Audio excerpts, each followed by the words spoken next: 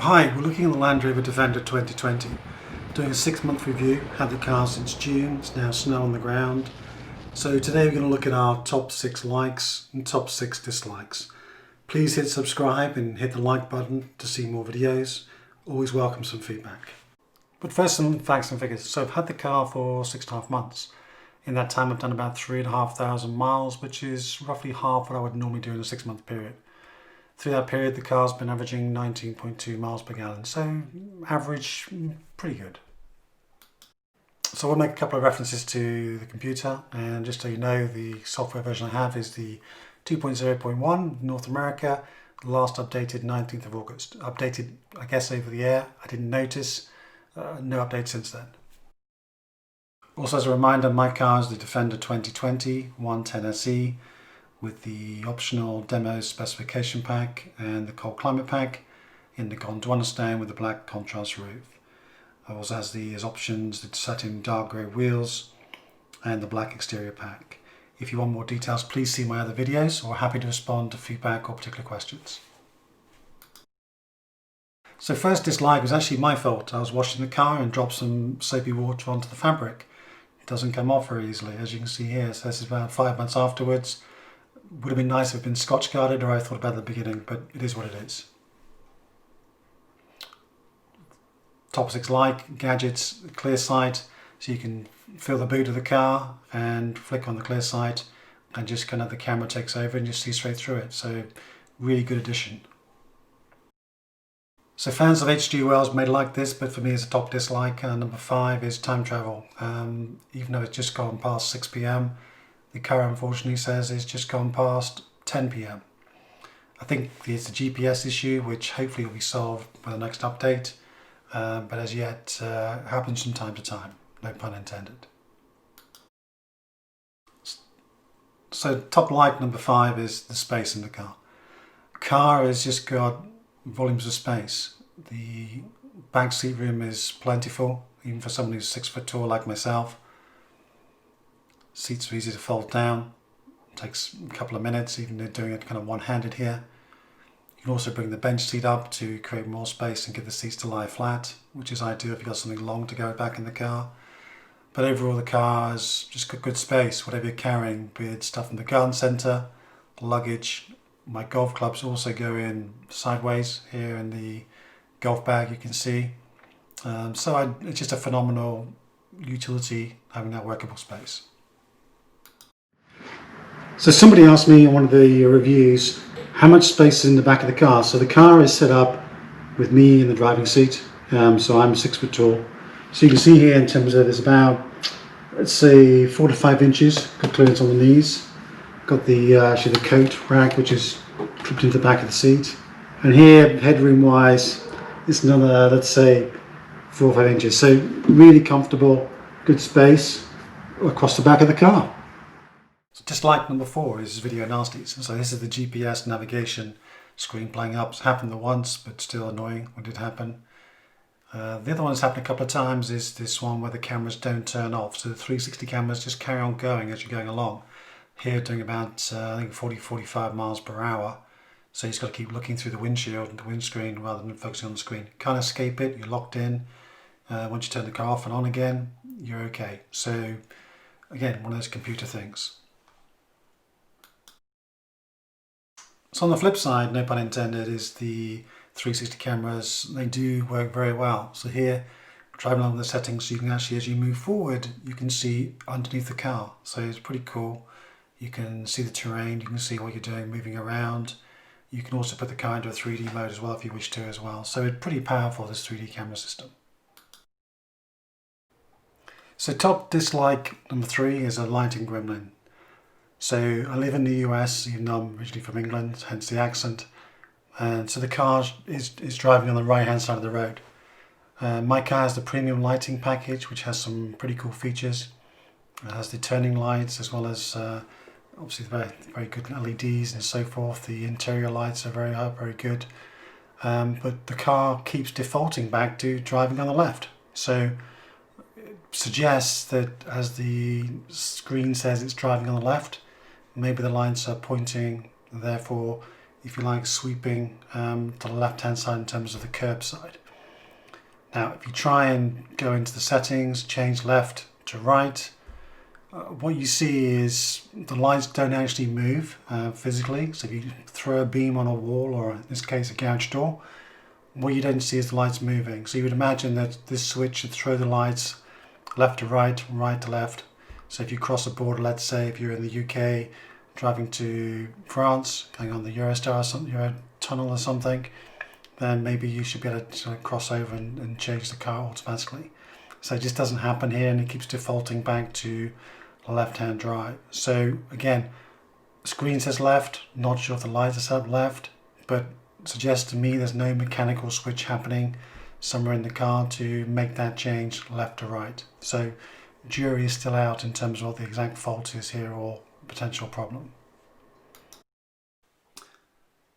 So top like number 3 is the ability off-road.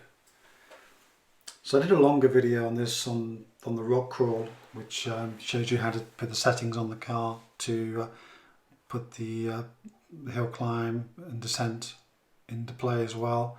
But here you can see the car moving slowly on the rock crawl at my local dealership, which I did back in June when I first had the car.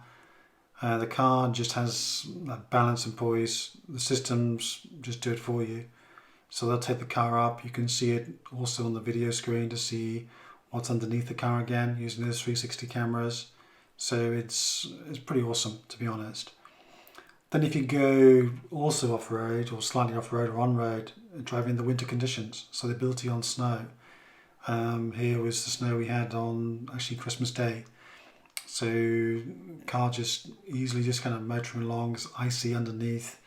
No real drift, no real slide. Here with the all-weather tyres, the all-season tyres, just coping with the ground very easily. So yeah, again, the systems kick in, they control the car, and it's why you buy a Land Rover. And for me, buying a Defender was about coping with this harsher weather in northeast Ohio. And this is just the beginning, so the weather will become more harsh as the winter progresses. So top dislike number 2 is the remote locking or unlocking. I find it doesn't work for me a lot of the time. It's pretty indifferent. I've said it before, and still a problem. So like number 2 is design details. So the Alpine roof lighting is just really nice in terms of the aesthetics. It has a structural purpose for this car because they built it in structural, but really has no purpose to be there apart from just the heritage. I like the outside of the car. The car has that kind of boxy yet nimble look. The lighting is good, front lighting's good. I love the square lighting detail on the rear of the car. Interior of the car, the options of the premium lighting. You can choose the interior colours. It's just a very nice touch. I prefer the blue myself. So the front center console refrigerator compartment was a part of the demo specification pack, so a nice feature to have. Also like the phone charger cradle, just works really well. My phone's an iPhone 11, has a case by Nodus. Haven't tried with an Apple iPhone case, but works pretty well in my case. Love again the space and the gadgets around the space. So the rear, lower, lift, tailgate buttons. Storage is pretty good. So here's the parcel shelf flexible cover and the under floor storage area. Pull the cover out. Very easy to fit this cover, even one-handed. Again, takes a matter of moments. Just click it on. Like the fact you can fold it up and stow it away, which I do most of the time. Unless I have something, let's say private or something I want to keep hidden when I'm parking in town. But again, just clips in pretty easily, pretty smartly, just well designed. Love the puddle lights. Again, feature a lot of cars these days, but they look pretty smart. And just back in the clear sight, really smart gadget. So number 1 dislike is the auto start stop, and for me it stalls about 90% of the time. Not sure if it's driving style, not sure if it's to do with the fuel mixture, not sure if it's to do with just engine timing, engine temperature. but ultimately it just stalls a lot of the time. So I turn it off every single time I drive the car. I press the button. Here it does work if you get it just right.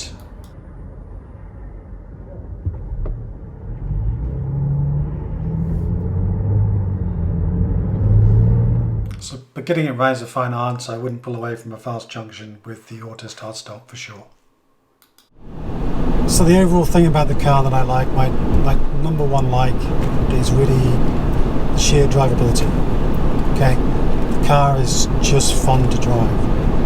It holds the road well. The command style seating position is comfortable. You can equally do a drive of 10 miles, 100 miles, 1,000 miles, and still feel pretty good about it. And with the P400 engine, the acceleration is great.